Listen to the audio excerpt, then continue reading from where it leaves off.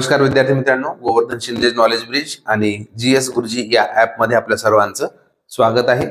हा प्रश्न 2013च्या प्रश्नपत्रिकेतील आहे आणि प्रश्न काय आहे तो पहा। प्रश्न काळजीपूर्वक वाचा। प्रश्न आहे 6,4,2,1 आणि 0 यांचा एकदाच उपयोग करून मिळणारी किमान 5 अंकी संख्या कोणती तयार होईल असं विचारलेलं आहे। पर्याय इथे दिलेले आहेत। प्रश्न काळजीपूर्वक वाचा। हे 5 अंक आपल्याला एकदाच वापरायचे आहेत, पुन्हा पुन्हा वापरायचे नाहीत। आणि सर्वात महत्त्वाचं काय आहे, किमान। किमान म्हणजे काय हो? कमाल आणि किमान हे दोन शब्द महत्त्वाचे आहेत, परीक्षेत खूप वेळेस विचारले जातात। किमान म्हणजे छोटी संख्या आणि कमाल म्हणजे मोठी संख्या।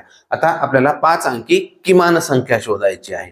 आपण जेव्हा किमान 5 अंकी संख्या तयार करतो तेव्हा काय करतो आपण की चढता दिलेल्या अंकांचा चढता क्रम करतो। चढता क्रम जर केला तर काय होईल? 0 1 2 4 6। परंतु ही संख्या काय होईल?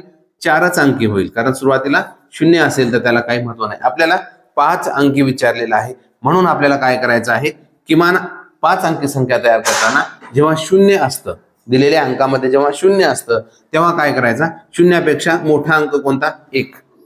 अगोदर 1 घ्यायचा, त्यानंतर 0 घ्यायचं आणि मग दिलेल्या अंकात चढत्या क्रमाने मांडायचं। 2 4 6 म्हणजेच काय, कोणती संख्या तयार झाली?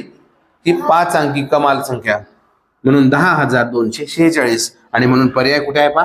10,246। पर्याय क्रमांक डी हे उत्तर आपलं अगदी बरोबर आहे।